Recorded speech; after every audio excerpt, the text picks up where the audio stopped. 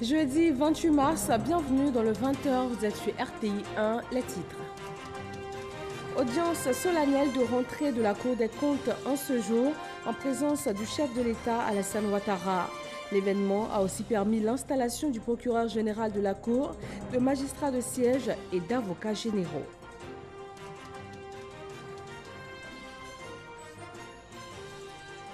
Le Premier ministre ivoirien a rencontré à Kigali, en marge de l'Africacé au Forum, des hommes d'affaires ivoiriens et des étudiants ivoiriens résidant au Rwanda. Ces derniers ont ainsi eu l'occasion de lui faire cas des difficultés qu'ils rencontrent sur place dans leur quotidien. Approvisionnement en eau potable, le gouvernement ivoirien s'attaque aux menaces des différents circuits. Ce sont notamment l'urbanisation anarchique, les rejets d'eau usée, les dépôts sauvages d'ordures ménagères dans les périmètres abritant les champs captants qui permettent d'alimenter les ménages. Et en Algérie, les manifestations continuent contre le régime en place.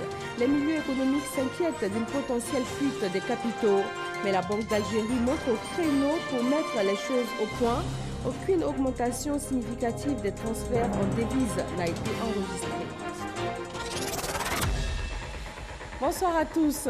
Rentrée judiciaire de la Cour des comptes, le chef de l'État a pris part à l'audience solennelle qui a conduit à l'installation de son procureur général, de magistrats du siège et d'avocats généraux.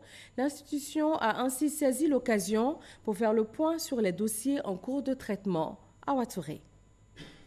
L'audience solennelle de rentrée de la Cour des comptes, la première depuis son installation le 9 janvier 2018, s'est tenue au palais présidentiel à la salle des pas perdus.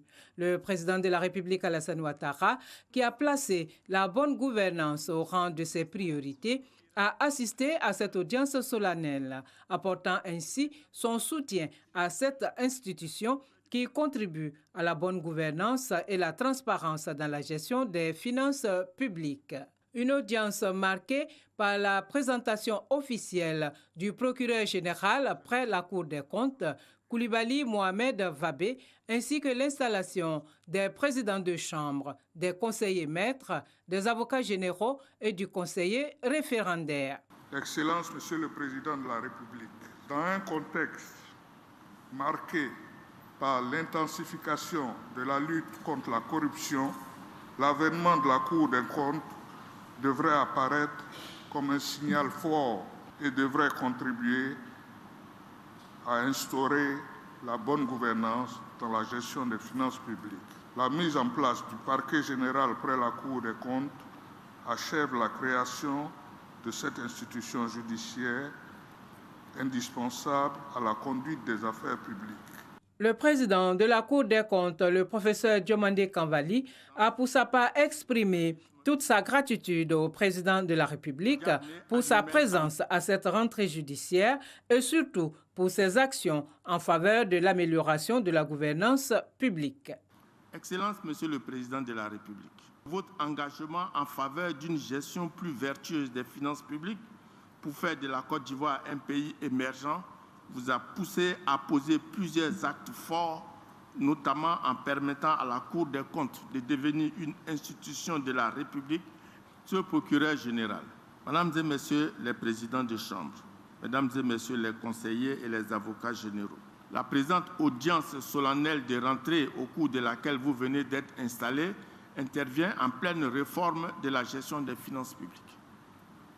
Dans ce cadre, le gouvernement a décidé au cours du Conseil des ministres du 20 mars dernier, du basculement de notre gestion des finances publiques en mode budget-programme le 1er janvier 2020. Cette importante réorientation de notre système d'allocation et de gestion des ressources financières publiques implique une adaptation du contrôle qui incombe au premier chef à la Cour des comptes, institution supérieure de contrôle des finances publiques. Pour y parvenir, la Cour aura besoin de toutes les capacités de son plateau technique pour une bonne prise en charge des nouvelles missions de vérification qui vont nous incomber très prochainement, en particulier l'évaluation des performances des futurs budgets programmes. La Cour des comptes assure le contrôle de la gestion des comptes des services de l'État. Ainsi, au titre de l'année judiciaire 2017-2018, elle a examiné 37 comptes de l'État, 24 comptes des collectivités territoriales et 23 comptes des établissements publics nationaux. Un peu plus tard dans la journée, le chef de l'État s'est entretenu avec le directeur général de l'ONUDI, l'Organisation des Nations Unies pour le développement industriel. Le point de cette audience avec Awa Touré. L'Organisation des Nations Unies pour le développement industriel, ONUDI, compte mettre en œuvre en Côte d'Ivoire un programme de partenariat pays dans les secteurs prioritaires, notamment l'agro-industrie, l'appui aux jeunes et femmes. Le directeur général de l'ONUDI est venu présenter au président de la République Alassane Ouattara ce programme de développement. Just now we had a very good meeting. J'ai donc rencontré Monsieur le Président de la République et j'ai eu l'honneur donc de lui rendre compte donc des différentes réunions que j'ai eues ici en Côte d'Ivoire, notamment avec le gouvernement et le ministre donc de l'Industrie. Et j'ai aussi rendu compte au Président de la République du programme que nous allons mettre en œuvre ici en Côte d'Ivoire, notamment qui s'appelle le programme de partenariat pays ou PCP et qui est un programme qui se veut être aligné donc sur le plan national de développement de la Côte d'Ivoire. J'ai donc pris l'engagement devant le président de la République à travailler donc à l'élaboration, la mise en œuvre donc de ce programme de partenariat pays, notamment donc avec bien entendu le gouvernement, sous le leadership du gouvernement, mais également j'en ai discuté avec les partenaires techniques et financiers de la Côte d'Ivoire. Le directeur général de l'ONUDI a par ailleurs annoncé la signature d'un accord de partenariat avec le secteur privé dans le cadre de la mise en œuvre de son programme. Le premier responsable de l'ONUDI a également eu une rencontre avec le patronat ivoirien. Il en ressort la signature d'une déclaration conjointe qui vise notamment une implication plus forte du secteur privé, et ce dans le cadre du programme de partenariat pays que l'ONUDI a lancé pour le développement industriel. Le ministre en charge de l'industrie a indiqué que l'objectif du gouvernement est d'atteindre 50% de transformation des produits dans les années à venir. Dans le domaine de l'éducation, l'État entend renforcer son dispositif de formation. L'IPNET accueille ainsi un nouveau bâtiment R+2 de 6 classes, ainsi que des ateliers rénovés et équipés. Ce jeudi, le vice-président a procédé à l'inauguration et il a visité ce dispositif de formation professionnelle et technique. Cette réhabilitation et cet équipement ont été rendus possibles grâce à l'appui technique de l'Agence des Nations Unies ONUDI et du soutien financier de l'Union européenne. On part maintenant pour Kigali. Le Premier ministre ivoirien y a rencontré, en marge de l'Africa CEO Forum, des hommes d'affaires ivoiriens et aussi des étudiants ivoiriens résidant au Rwanda. Un cadre d'échange qui leur a permis d'exposer leurs préoccupations au chef du gouvernement. Herman Guivet, envoyé spécial au Rwanda. Ils sont chefs d'entreprise et investisseurs potentiels en Côte d'Ivoire. Dans la dynamique de l'Africa CEO Forum, ils ont rencontré le Premier ministre Amadou Koulibaly. Plus de 40 entreprises ivoiriennes présentes à ce rendez-vous important du secteur privé. Plusieurs thématiques au centre de leurs échanges, la création de pôles économiques régionaux à travers le pays, la représentativité des femmes dans les instances de direction, la qualité de formation des apprenants et enfin les performances de l'économie ivoirienne au cours de ces dernières années. Les débats ont été fructueux. Je pense que ça a été l'opportunité d'échanger sur des sujets sans tabou. Je pense que le Premier ministre aussi a fait l'effort de répondre sans faux fuyant. Donc nous sortons totalement satisfaits de cet échange et souhaitons que ce genre d'opportunités soit multiplié pour que, sans intermédiaire, nous ayons l'opportunité, et sans remettre en cause les institutions qui existent, de partager un certain nombre de sujets sur lesquels nous aurons sa vision ou son orientation. C'était une très bonne initiative de la part du Premier ministre de vouloir rencontrer ces chefs d'entreprise et échanger à bâton rompu. Il y avait des préoccupations, il a apporté certaines réponses, d'autres réponses viendront plus tard. Un cadre où on discute à bâton rompu de façon constructive tout de même et proposer des solutions, avoir des réponses et ça nous avons très apprécié. Le Premier ministre est très sensible en fait aux préoccupations de l'ensemble des opérateurs et on espère que l'ensemble des mesures dont on a pu parler et l'ensemble des réformes qu'il est en train de mettre en place auront un effet et des effets rapides. On a eu un débat ou un échange d'informations très utile, très riche. Donc pour nous, c'était quelque chose d'important et ça s'est très bien passé. Ce fut ensuite au tour des étudiants ivoiriens résidant au Rwanda d'être reçus par le chef du gouvernement. Préoccupation majeure exprimée par ces étudiants ivoiriens résidant au Rwanda, l'obtention de stages de formation au terme de leurs études. Une requête prise en compte par le Premier ministre Amadou Gon Coulibaly des étudiants ivoiriens invités par le Premier ministre à se faire ambassadeur de la Côte d'Ivoire au Rwanda. Et on reste sur place à Kigali pour la clôture de ce 7e Africa CEO Forum. Il avait pour objectif l'instauration d'une zone de libre-échange sur le continent. Cela dans le cadre des échanges intra-africains de 15% à 25% du commerce total continent dans les 10 prochaines années. Kiri Adama et Noël Niagno, envoyés spéciaux à Kigali. Le Africa CEO Forum a baissé rideau ce 26 mars 2019. On avait 1800 participants, 4 chefs d'État, plus de 700 chefs d'entreprise. 2 jours durant, ils ont labouré le vaste champ de l'intégration économique africaine, une nécessité vitale pour le continent parce que source de création de richesses. Et les richesses, l'Afrique en a besoin. Elle doit offrir à sa jeunesse plus d'1 million d'emplois par mois, réduire sensiblement la pauvreté, se nourrir, affronter les effets du changement climatique. De la parole aux actes, c'est le fil rouge qui a traversé ces 2 jours d'échange dans des panels. Dans les rencontres B2B, politiques et privés se sont parlé pour trouver les meilleures voies de réalisation de cette intégration. Parmi celles-ci, la volonté politique, le sésame, selon certains privés. Si vous n'avez pas une volonté politique de faire tomber toutes les barrières tarifaires et non tarifaires, si vous n'avez pas une volonté politique d'intégrer l'Afrique, de changer ce visage pour moi qui est hideux de l'Afrique, qui ressemble à un miroir cassé en 54 morceaux, tant qu'il n'y a pas de volonté politique, on n'y arrivera pas. Mais les privés aussi ont leur part de responsabilité. Ils doivent être plus coopératifs dans cette marche à plusieurs vitesses. Il faut déjà faire des intégrations sous-régionales qui fonctionnent très bien dans des pays comme ceux de l'UEMOA. Il faut qu'on ait la même chose entre la RDC et le Rwanda. On a déjà quelque chose en Afrique de l'Est. Une chose est sûre, le Africa CEO 2019 a ouvert le débat sur l'intégration économique continentale, la grande satisfaction des privés et des pouvoirs publics. Rencontrer des entreprises établies en Afrique, des entreprises qui sont dirigées par des Africains, et de pouvoir présenter notre pays, notre vision à ces entreprises-là, au secteur privé. Donc je pense que l'Africa CEO Forum permet justement ce type de rencontre. Je retiens surtout que les opérateurs économiques et les gouvernements réussissent à se mettre autour d'une table et trouver un partenariat public-privé et bâtir des infrastructures. Donc c'est capital. Je crois que c'est la voie normale du développement. Pour le suivi et évaluation de cette marche, les journalistes sont interpellés.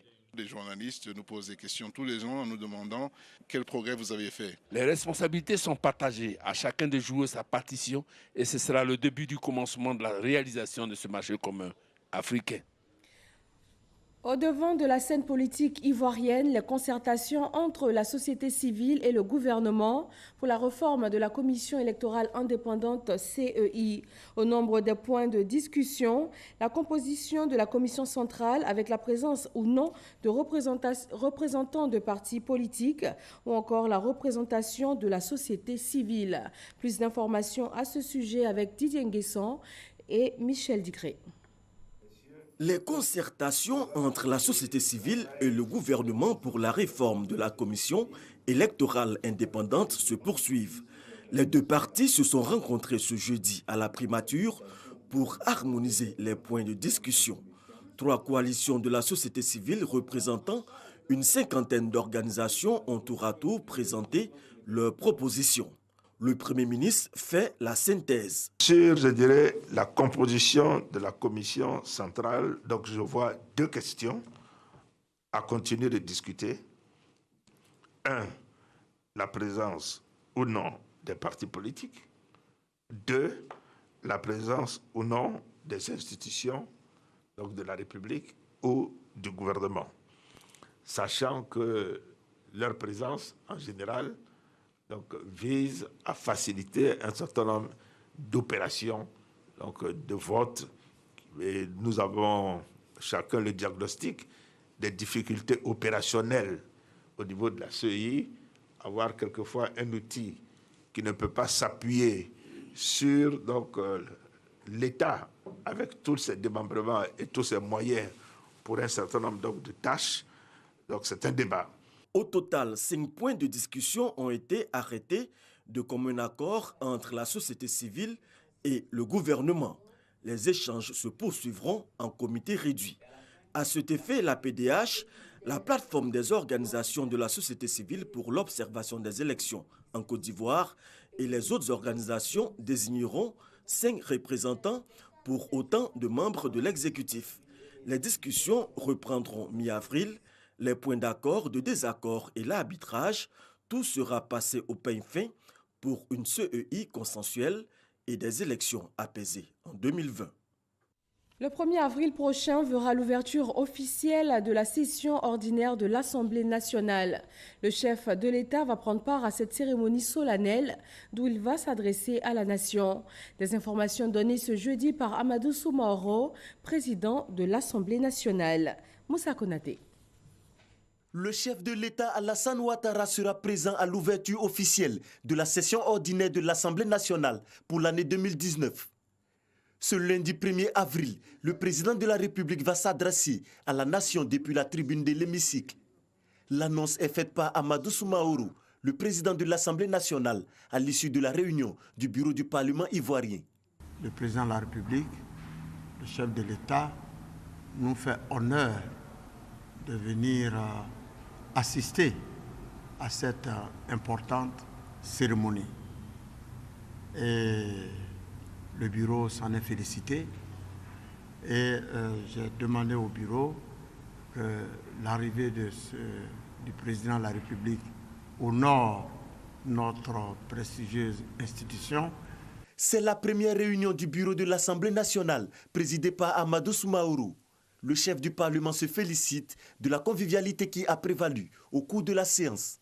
J'ai aussi informé le bureau de l'Assemblée nationale de la nécessité qu'il y a pour nous, députés, membres du bureau, d'être soudés, d'être unis. La compétition est terminée, la République revient et prend sa place. C'est pour cela que vous voyez, tous les membres du bureau sont là. La cérémonie officielle de l'ouverture de la session ordinaire de l'Assemblée nationale est prévue donc le 1er avril prochain. En attendant, l'Assemblée nationale fait peau neuve. Des travaux sont en cours pour accueillir l'événement et les illustres invités. L'approvisionnement en eau potable de la ville d'Abidjan et particulièrement de la commune de Yopougon de plus en plus menacée. En cause, l'urbanisation anarchique, les rejets d'eau usée, les dépôts sauvages d'ordures ménagères dans les périmètres qui abritent les champs captants. Le ministre de l'Hydraulique et son homologue de la Construction et de l'Habitat ont décidé de prendre des dispositions vigoureuses. Lancine Bakayeko.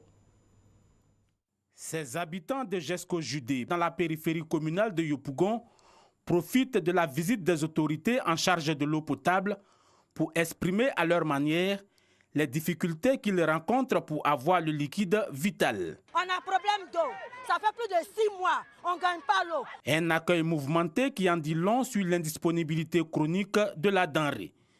Niangon 1, situé en contrebas de la zone industrielle, le long de l'autoroute du Nord, est l'un des 3 champs captants qui assurent l'approvisionnement en eau potable de la commune. Venu s'enquérir de la situation sur ce champ captant qui compte 13 forages, le ministre de l'Hydraulique est en colère. Le constat amer que nous avons fait, c'est que ce site qui nous permet de produire 80 000 m3 jour est agressé par les populations. Dans la mesure où il y a des occupations anarchiques, ces sites-là sont déclarés non édificandi et réservés uniquement à la production de l'eau. La crainte est donc de voir un jour la nappe phréatique complètement polluée par les occupations anarchiques et autres déjections dans les périmètres des champs captants. L'objectif aujourd'hui, c'est de créer une synergie d'action avec toutes les structures qui ont un rapport avec l'approvisionnement en eau potable. La mairie de Yopougon compte jouer pleinement sa partition. Il y a un rayon de 120 mètres qui doit être respecté autour de ces champs captants. Donc nous allons faire un effort avec les autres services assermentés de la construction pour qu'ils nous viennent en aide pour pouvoir matérialiser ces maisons qui sont autour de ces champs captants afin que ces personnes soient sensibilisées à quitter les lieux. Selon le dispositif réglementaire en vigueur, les aménagements hydrauliques installés sur le domaine public sont des ouvrages déclarés d'utilité publique et doivent être protégés. Il est question de donner force à cette loi. Ensemble, il nous faut travailler au respect strict des règles d'urbanisme. On ne s'installe pas partout. La commune de Yopougon est alimentée à partir de 3 usines de traitement d'eau potable. Le potentiel de ces unités de production s'élève à 110 mètres cubes par jour. Dans le domaine de la santé, à Boaké, le premier dépôt régional de vaccins et consommables du programme élargi de vaccination a été inauguré par le ministre de la Santé et de l'Hygiène publique.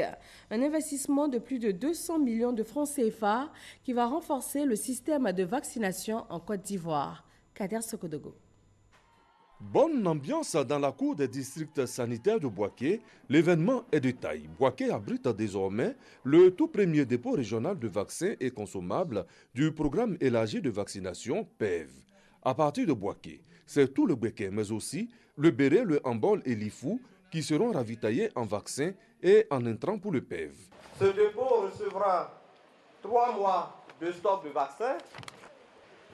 L'approvisionnement ici, dans cette région, à partir de ce dépôt, se fera en mode push.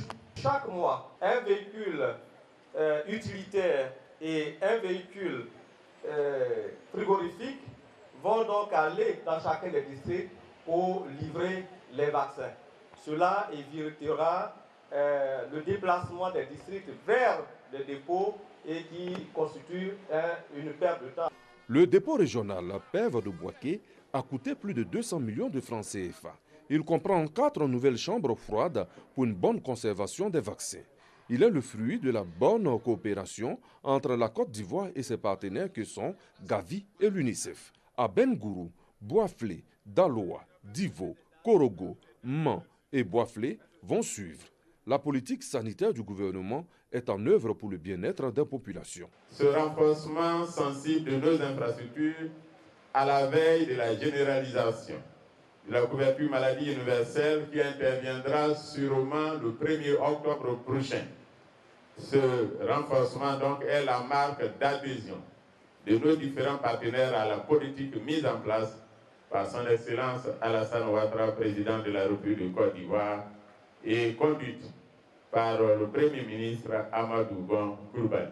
Le gouvernement, pour assurer la mobilité des missions du PEV, a procédé à la remise de 8 véhicules à la direction de coordination du programme élargi de vaccination DCPEV et du matériel informatique au coordonnateur PEV des régions et districts de Côte d'Ivoire. D'autres bonnes nouvelles pour Boaké. En attendant la fin des travaux du dépôt de la pharmacie de la santé publique, des travaux de grandes envergures ont été annoncés par le ministre de la Santé et de l'Hygiène publique. Il s'agit de la réhabilitation du CHU de Boaké et de l'antenne de l'Institut national de formation des agents de santé, INFAS.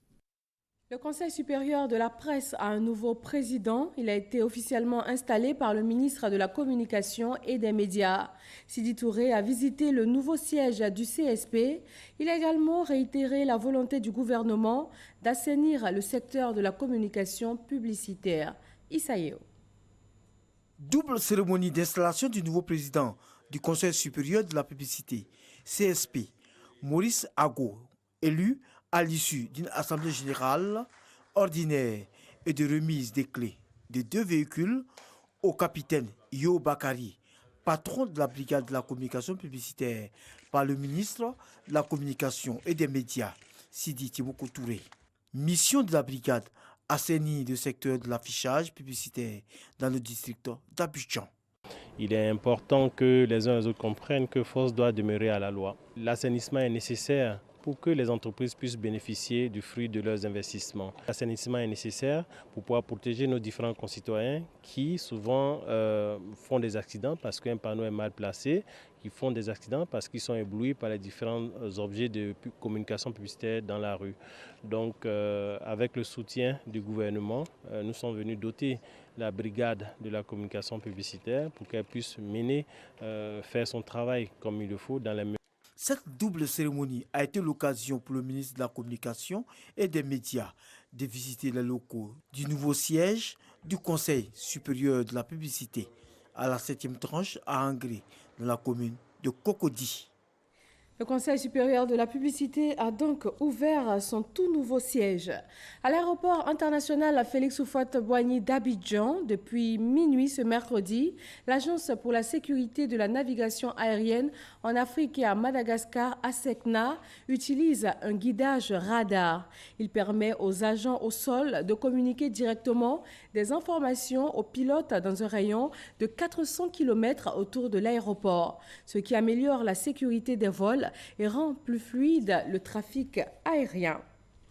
Les militants RHDP de Béoumi, dans le centre de la Côte d'Ivoire, ont reçu une visite du ministre de la Communication et des Médias. Il a été question de l'organisation et du fonctionnement du RHDP dans le département. Les militants de Béoumi ont annoncé la tenue d'une journée de célébration des actions de développement entreprises par le gouvernement ivoirien. Djeneba Ouattara et Kader Serodogo. Rencontre d'échange et d'information du ministre Sidi Touré avec les militants du RHDP de Béoumi. Rencontre qui s'inscrit dans le cadre de l'implantation de cette formation politique dans la localité. Le fonctionnement du parti, les préoccupations des militants et comment rendre le RHDP dynamique dans le département sont autant de sujets abordés lors des échanges. Le député de Béoumi a saisi l'occasion pour exprimer sa gratitude aux militants pour leur participation massive au congrès du RHDP le 26 janvier dernier et surtout leur prôner la paix et la cohésion. Il a été annoncé par le président du parti que d'ici la fin du mois de mars, il y aurait la mise en route des instances du parti. Dans l'expectative, les populations se posant beaucoup de questions sont venues leur parler, les rassurer, mais surtout adresser le message de la cohésion. Pour Sidi Touré, l'avenir des populations de Béoumi se trouve au sein du RHDP. À preuve, la localité a acquis de nombreuses infrastructures de développement grâce au président de la République Alassane Ouattara. Il appelle donc les populations à être des apôtres de cette formation politique. Le président Alassane Ouattara, qui est président du RHDP, a offert le pont à Béoumi. Kondrobo, qui était coupé d'accès, a eu l'ouverture de ses voies. Béoumi aura le reprofilage et même le bitume grâce au RHDP. Il y a de l'eau, il y a de l'électricité dans les différentes sous-préfectures grâce au RHDP. Le RHDP n'est pas dans la politique politicienne, est dans l'action, dans l'œuvre pour les différentes populations. Les militants du RHDP saluent la tenue de cette rencontre qui leur permet d'être au même niveau d'information. Ils comptent initier une journée de reconnaissance au président de la République Alassane Ouattara pour ses actions au profit des populations le 13 avril 2019 à Bouaké. Le ministre promet d'organiser ce genre de rencontres régulièrement en vue d'assurer la victoire du RHDP aux élections de 2020. Le Parti des Oufouettistes pour la démocratie et le développement en Côte d'Ivoire, PHDDCI, adhère au RHDP. Le président de ce nouveau parti politique dit se reconnaître dans les idéaux de paix et de développement prônés par le RHDP. Moussa Konaté. Un nouveau parti politique rejoint la grande famille des Oufouettistes. Le Parti des Oufouettistes pour la démocratie et le développement en Côte d'Ivoire, PHDDCI, fait son entrée dans le rassemblement des Oufouettistes pour la démocratie et la paix. Selon le président, le parti s'inscrit dans l'esprit de paix, de cohésion et de stabilité prôné par le RHDP. Il se félicite également des actions de développement du chef de l'État, président du RHDP. On voit à Alassane Ouattara, le président, le premier né des Oufouettistes. C'est lui qui a copié tout de Houphouët-Boigny dans le travail, dans le dialogue, le respect. Donc Ouattara est une chance pour la Côte d'Ivoire. Le président Alassane Ouattara, que le président du RHDP travaille avec acharnement pour atteindre le stade de l'émergence en 2020. C'est cette raison qui motive notre adhésion au RHDP. Le Parti des Oufouettistes pour la démocratie et le développement en Côte d'Ivoire a été créé le 28 janvier 2017 à Agboville. Les dirigeants entendent mobiliser les populations afin d'offrir un meilleur positionnement du RHDP pour les échéances futures. Dans l'actualité internationale, nouvelle manifestation dans les rues de la capitale algérienne. Les milieux économiques s'inquiètent d'une potentielle fuite de capitaux, mais la Banque d'Algérie monte au créneau pour mettre les choses au point.